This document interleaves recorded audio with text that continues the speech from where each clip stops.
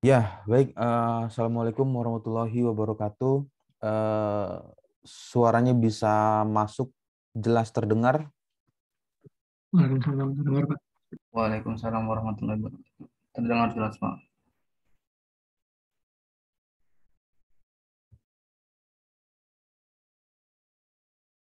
Ya, untuk pertama kali bisa mengaktifkan on cam-nya, kameranya sekitar 5 menit sampai 10 menit. Siapa saja yang sudah stay atau bergabung di virtual Zoom untuk hari ini ya, mata kuliah Mekanika Fluida.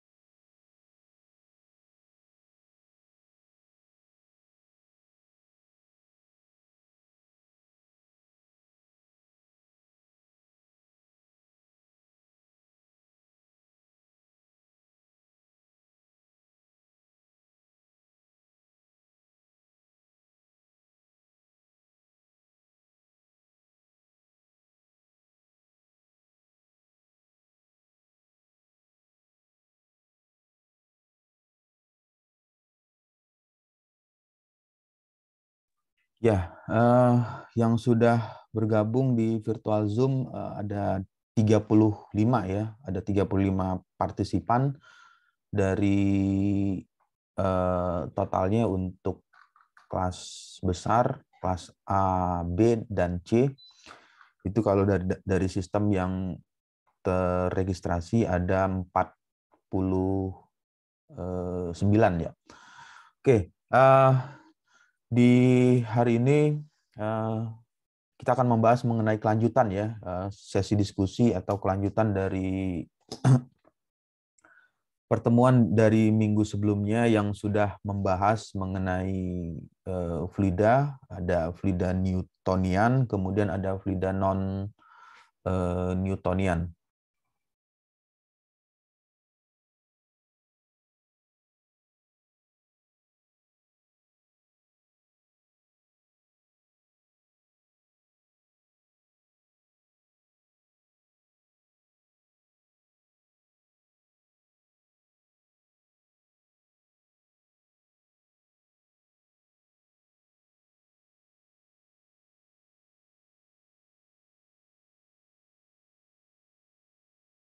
Untuk tampilan di layarnya sudah keluar share screen-nya. Ya, Pak. Sudah, Pak. Jadi ini adalah yang dari pembahasan di minggu sebelumnya membahas mengenai Newtonian fluid ya. Jadi ada fluida Newtonian fluid, kemudian ada fluida non Newtonian. Untuk perbedaannya antara fluida Newtonian dengan fluida non Newtonian ini ya bisa dipahami dari grafik yang diperoleh antara fluida Newtonian dengan fluida non-Newtonian. Kemudian di bagian selanjutnya selain mengkarakteristik fluida non-Newtonian dan fluida non-Newtonian juga kita perlu mengetahui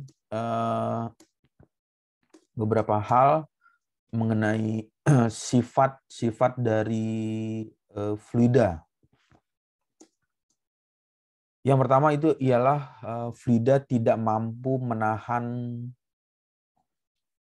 gaya geser pada lapisan-lapisannya. Nah, hal ini terjadi jika fluida tersebut menerima gaya dari luar, gaya eksternal dari luar fluida yang melebihi kemampuan dari fluida tersebut, sehingga gaya geser ditimbulkan pada fluida.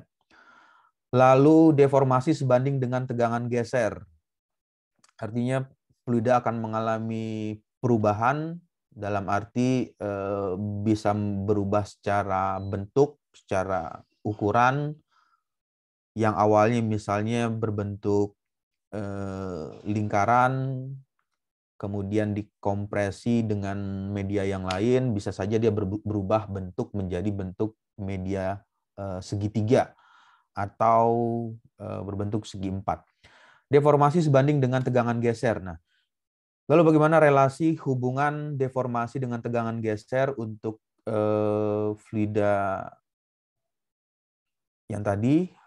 Ada fluida Newtonian, kemudian ada fluida non-Newtonian. Nah, untuk fluida Newtonian, mudahnya ya membayangkan seperti air ya, air mineral itu merupakan kategori dari fluida Newtonian.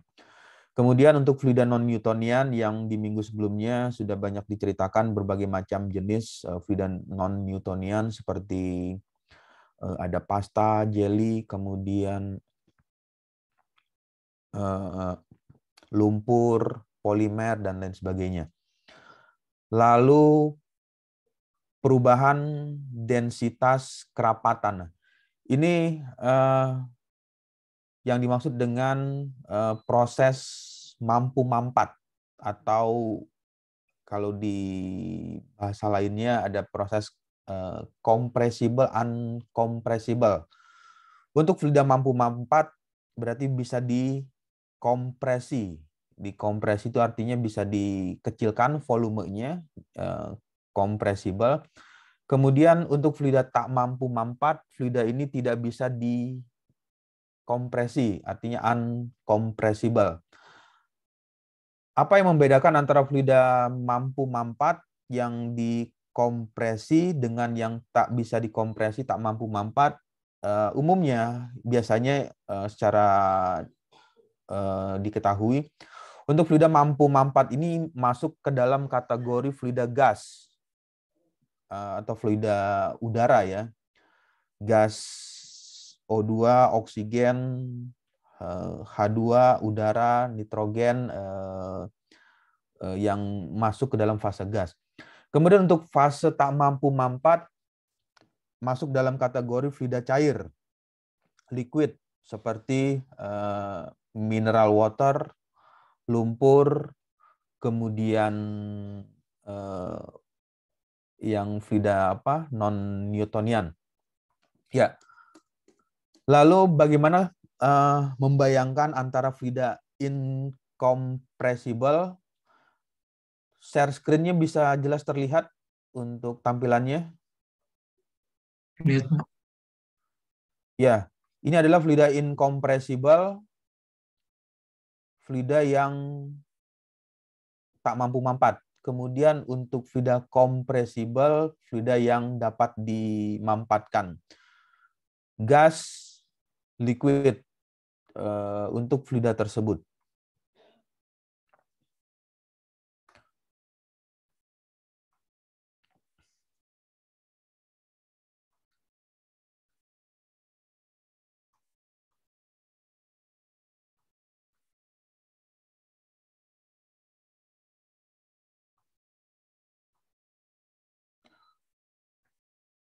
Share screen-nya sudah bisa terlihat lagi untuk tampilannya?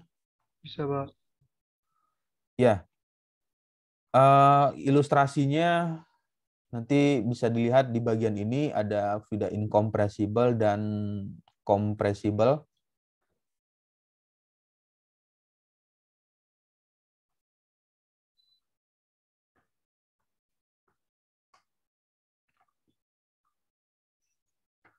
Tampilannya sudah berubah di layar? Udah, Pak, masuk ke YouTube. Ya. Jadi fluida incompressible ini merupakan fluida yang tak mampu mampat, sedangkan fluida yang kompresi bisa Compressible and dimampatkan. incompressible flow. Liquids are generally incompressible while the gases are compressible. Example for incompressible flow.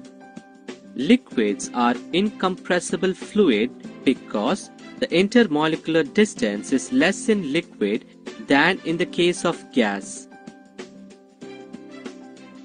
Incompressible flow is that the type of flow in which density is constant for the fluid flow.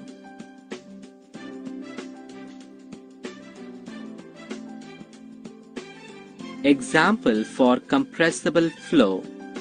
Gases are compressible because the distance between the individual particles in the case of gases is more, and hence it gets compressed the most. Compressible flow is that the type of flow in which the density of the fluid changes from point to point.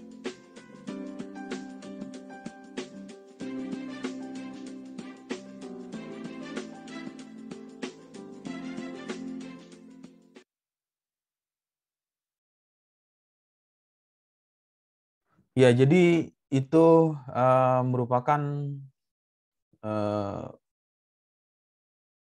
gambaran ya atau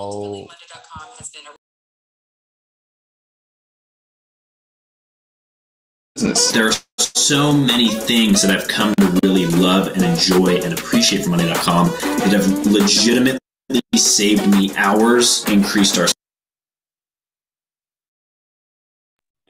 Jadi itu merupakan perbandingan fluida compressible dan fluida incompressible.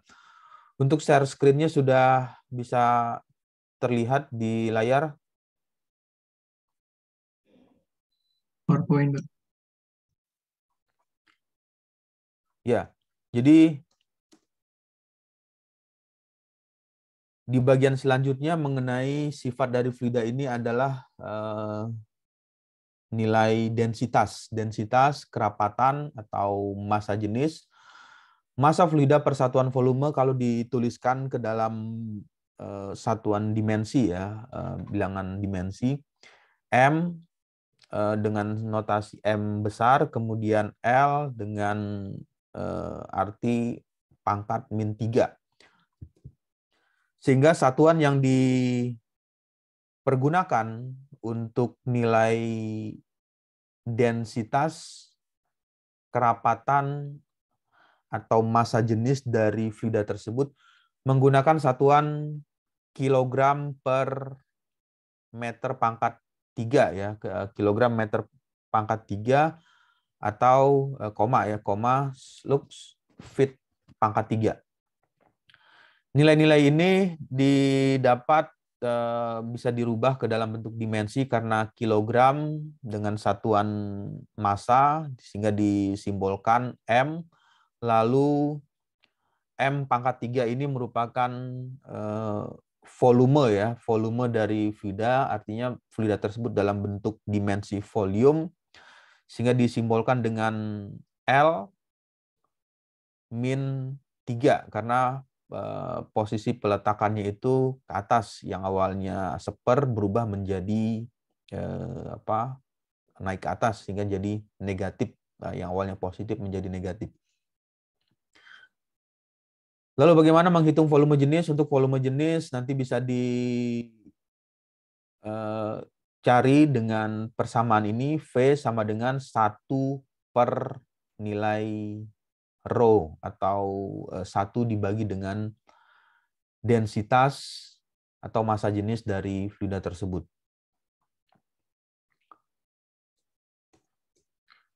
Kemudian sifat fluida selain densitas juga memberikan bagian yang lain adalah berat spesifik atau specific weight dengan simbolnya seperti ini. Untuk dimensi karena ini nilainya berhubungan dengan berat, berat itu nanti akan menghasilkan force gaya, sehingga dituliskan F L min pangkat 3. Dalam satuan dituliskan Newton per meter pangkat 3 atau Newton per meter kubik dengan satuan SI.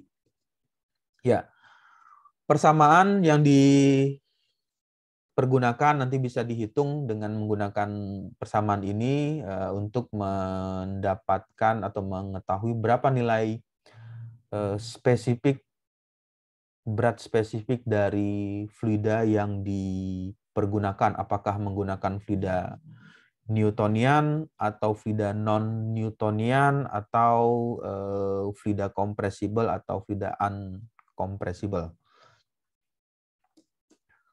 Ya, lalu selain spesifik spesifik weight atau berat spesifik, kemudian ada gravitasi spesifik yang biasa ditulis juga specific gravity. Ini adalah merupakan perbandingan atau perbandingan rasio kerapatan density suatu fluida terhadap kerapatan fluida acuan. Untuk fluida acuan, untuk cairan menggunakan air, kemudian untuk gas dalam fase gas dan fase uap menggunakan acuan mengacu ke fluida udara.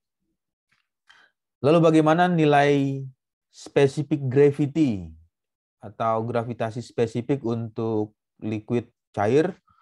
Untuk liquid cair dituliskan dengan persamaan ini, nanti bisa dihitung berapa nilai specific gravity untuk fluida cair, kemudian specific gravity untuk fluida gas.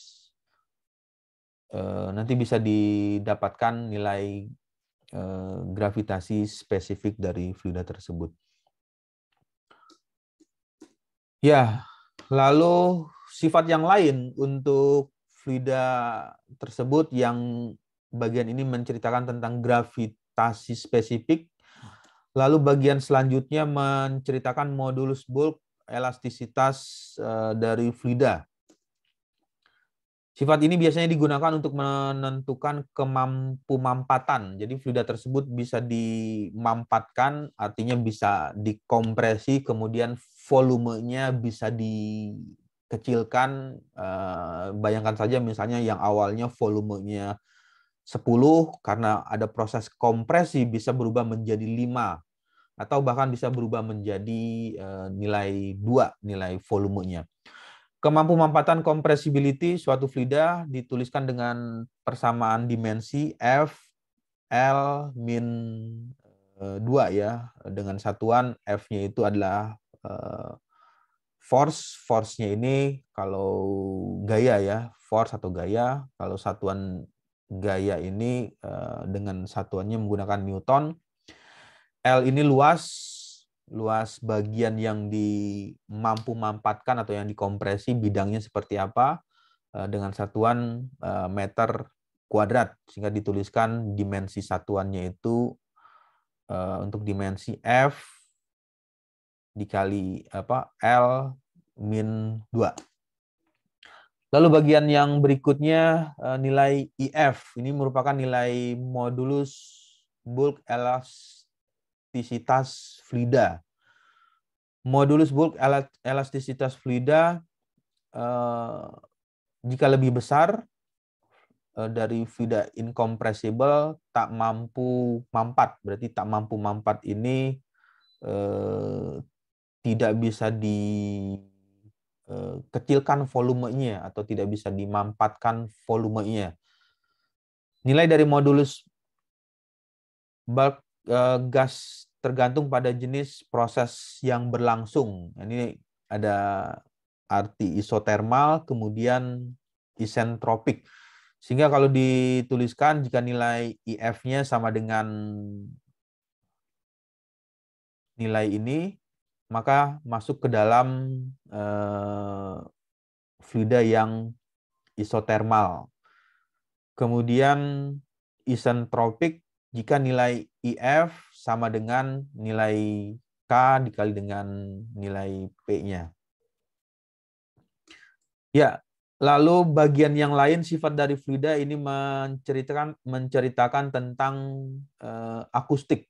Karena suara, sound, bunyi, suara tersebut bisa merambat melalui fluida. Baik itu fluida cair maupun fluida gas. Untuk fluida tersebut bisa dipergunakan sebagai media dalam proses perambatan suara. Ketika bunyi di dalam fluida, misalkan ada suara atau sound yang dikeluarkan di dalam fluida atau suara tersebut merambat di dalam fluida, maka bisa dihitung berapa kecepatan suara tersebut dengan persamaan nilai C sama dengan IF per rho, kemudian di akar kuadrat, diakarkan berapa nilainya, maka nilai tersebut bisa didapatlah nilai C tersebut. Lalu bagaimana jika kondisinya yang terjadi pada gas ideal dengan proses isentropik? Untuk gas ideal dengan proses isentropik nanti bisa mencari dengan persamaan seperti ini nilai K, kemudian ada R yang harus diketahui dulu konstantanya dan nilai T tersebut, sehingga bisa didapatlah nilai proses isentropik untuk kecepatan suara yang terjadi di gas tersebut dalam kondisi gas ideal. Ya, lalu di bagian berikutnya mengenai kekentalan, karena fluida ini memberikan nilai viskositas atau nilai kekentalan. Kekentalan berhubungan dengan resistansi fluida terhadap tegangan geser, lalu kontrol terhadap transfer momentum antar lapisan. Jadi pada saat fluida tersebut memiliki nilai viskositas yang kental, kemudian ada yang lebih kental lagi atau sangat kental. Ini memberikan pengaruh terhadap transfer momentum antar lapisan dari fluida tersebut. Yang pertama adalah bisa disebabkan juga dari penyebab kohesi antar molekuler dari fluida, kemudian perpindahan molekul antar lapisan dari fluida tersebut. Jadi kalau misalnya digambarkan di bagian ini ada cairan yang dengan nilai viskositas tertentu, sehingga nilai kohesi dari molekulernya itu menjadi penyebab nilai-nilai tersebut. Kemudian perpindahan molekul antar fluida bisa terjadi antar lapisan, juga disebabkan oleh dari nilai dipengaruhi atau disebabkan dari nilai viskositas. Di bagian yang lain, nilai temperatur juga memberikan dampak pengaruh terhadap nilai viskositas dari fluida. Misalkan ketika fluida ini pada temperatur suhu kamar, katakanlah misalnya 28 derajat Celcius, lalu temperaturnya dinaikkan menjadi 60 derajat Celcius, sehingga pengaruh peningkatan temperatur menyebabkan bisa saja viskositasnya berkurang, atau untuk gas mengalami viskositas bertambah. Jadi ketika mengalami perubahan, ada perubahan temperatur, maka fluida tersebut akan berkurang untuk cairan, kemudian bertambah untuk fluida yang gas. Ya, oke, sampai sini ada pertanyaan atau ada yang ingin didiskusikan sebelum masuk ke slide selanjutnya?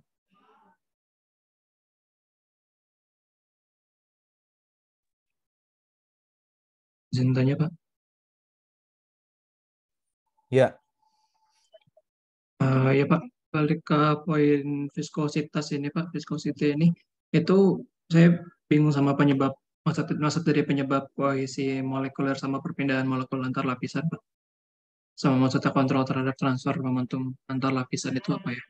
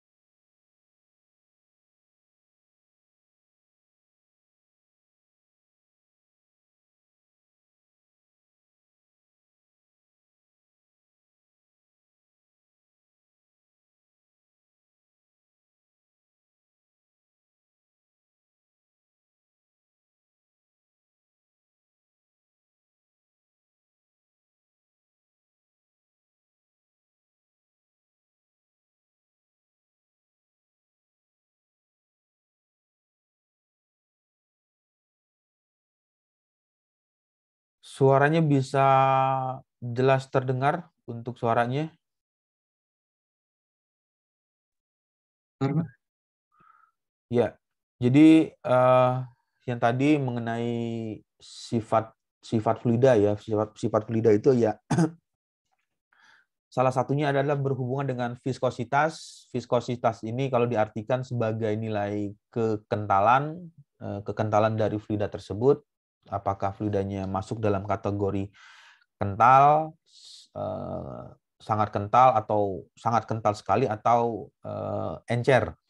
Nah, lalu dari viskositas ini memberikan pengaruh atau berpengaruh terhadap nilai resistensi. Apa itu resistensi? Resistensi itu merupakan hambatan fluida terhadap tegangan geser. Jadi kalau misalnya bayangkan saja, misalkan ada fluida yang encer sekali, katakanlah misalnya bayangkan aja mineral water ya atau air minum, itu adalah fluida A. Lalu yang fluida yang kedua, misalkan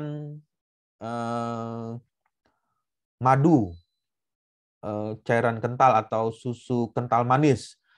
Di bagian ini resistensi fluida terhadap tegangan geser. Jadi ketika ada gaya yang bekerja dari luar, misalnya gaya entah itu gaya force, tekan atau pressure atau gaya yang lain, resistansi ini dipengaruhi oleh nilai viskositas. Jadi semakin kental fluida tersebut, kekentalannya semakin tinggi dari viskositasnya, maka tegangan gesernya ini akan mengalami nilai yang lebih kecil ya. Jadi kalau misalnya bayangan aja misalnya ketika membayangkan ada gelas pertama ini diisi dengan air minum, mineral water, lalu yang gelas yang kedua diisi dengan cairan madu. Nah, coba masukkan telunjuk ke dalam gelas tersebut. Ketika ada gaya yang diberikan ke dalam gelas tersebut untuk fluida mineral water dengan tekanan yang pelan, maka telunjuk tersebut akan bisa masuk ya ke dalam fluida tersebut, atau fluida tersebut akan mengalami tegangan geser. Tetapi ketika fluida ini diganti dengan fluida yang lebih kental lagi, seperti madu atau adonan tepung dari gandum, ketika diberikan gaya force atau tekanan dari luar, maka tegangan gesernya akan lebih mengalami nilai yang lebih kecil jika dibandingkan dengan fluida yang mineral water tersebut atau fluida yang memiliki viskositas yang lebih rendah. Lalu hubungannya dengan kontrol volume, ya ini kontrol terhadap transfer momentum. Nah, ini transfer momentum itu kalau dituliskan persamaannya momentum M dikali dengan V, massa dikali dengan percepatan. Jadi kalau semakin besar nilai momentumnya, maka nilai viskositas memberikan pengaruh. Jadi kalau misalnya viskositas ini terlalu besar yang dimiliki oleh fluida, sehingga untuk menghasilkan momentumnya juga supaya terjadi nilai momentum, maka energi momentum juga harus diberikan besar juga terhadap fluida tersebut. Tapi kalau misalnya viskositasnya rendah, artinya fluida tersebut sangat encer seperti air minum, mineral water, maka momentum juga yang diberikan atau momentum yang ditransferkan ke dalam fluida tersebut juga tidak terlalu besar, sehingga momentum tersebut, nilai momentum bisa bekerja di dalam fluida tersebut. Lalu penyebab nilai-nilai tersebut bisa terjadi disebabkan oleh perubahan ini ya, perubahan resistensi, kontrol momentum disebabkan oleh kohesi molekuler. Kemudian kohesi ini apa? Ya, hubungan kohesi itu adalah molekul hubungan antar molekul di dalam fluida tersebut, tarik menarik. Jadi ada kohesi, adesi, jadi ada saling tarik menarik, sehingga nilai resistensi, kemudian nilai transfer momentum disebabkan oleh atau dipengaruhi juga oleh nilai kohesi dari molekuler tersebut. Lalu perpindahan molekul antar lapisan. Jadi pada saat gaya tersebut bekerja, gaya eksternal bekerja dari luar fluida, sehingga menghasilkan perpindahan molekul antar lapisan. Jadi ya bayangkan aja ini di sini ada fluidanya seperti ini, fluida cair dengan nilai viskositas tertentu. Kemudian fluida tersebut mengalami perpindahan molekul antar lapisan jika ada gaya eksternal atau gaya luar yang bekerja terhadap fluida tersebut. Lalu pengaruh temperatur, suhu. Jika suhu atau temperatur ini dinaikkan itu artinya ditambahkan, untuk fluida yang masuk ke dalam kategori cairan, maka viskositasnya akan berkurang. Contoh mudahnya membayangkan kenapa viskositasnya berkurang. Pernah melihat blue band atau apa ya? Kalau membuat roti itu apa? Mentega ya. Pernah lihat atau pernah menggunakan itu? Margarin pernah? Ya. Nah, ketika memasak dengan blue band atau mentega ya, ini masuk ke dalam fluida non-Newtonian. Kemudian pada saat fluida tersebut dimasukkan ke dalam penggorengan atau tempat yang lebih panas, apa yang terjadi? Viskositasnya berkurang. Yang awalnya bentuknya agak sedikit pekat atau kental, ketika temperaturnya dinaikkan maka berubah menjadi cairan yang memiliki viskositas yang lebih lebih rendah. Itu untuk fluida cairan atau minyak. Misalnya minyak goreng. Minyak goreng itu kalau pertama kali dituangkan ke dalam penggorengan atau ke dalam tempat memasak, yang kalau diperhatikan ya sangat kental sekali atau kental ya jika dibandingkan dengan air biasa atau air mineral water. Nah, pada saat temperatur ini meningkat, temperatur yang awalnya temperaturnya itu 30 derajat Celcius karena tempat memasak atau alat pemanas tersebut mengalami kenaikan temperatur menjadi 100 derajat Celcius atau bahkan lebih, maka fluida tersebut akan menjadi cair atau menjadi lebih encer. Nah, ini yang dimaksud dengan viskositasnya yang awalnya lebih kental berubah menjadi viskositas yang lebih encer ya, atau viskositasnya berkurang. Lalu di bagian yang lain untuk gas malah kebalikannya, yang awalnya viskositasnya ini lebih encer, lebih berkurang, tetapi ketika temperatur ini dinaikkan, maka gas tersebut akan mengalami kenaikan viskositas. Jadi ya bayangkan aja, dia kebalikan. Kalau yang untuk cairan ketika dipanaskan berubah menjadi viskositasnya menjadi berkurang, sedangkan untuk fluida yang dalam fase gas, kondisi fasenya fase gas, ketika menerima kenaikan temperatur akan meningkatkan nilai viskositasnya. Ya, jadi seperti itu membayangkannya untuk fluida dengan nilai sifat-sifat fluida ada nilai viskositas. Ya, ada pertanyaan lagi sebelum masuk ke slide selanjutnya?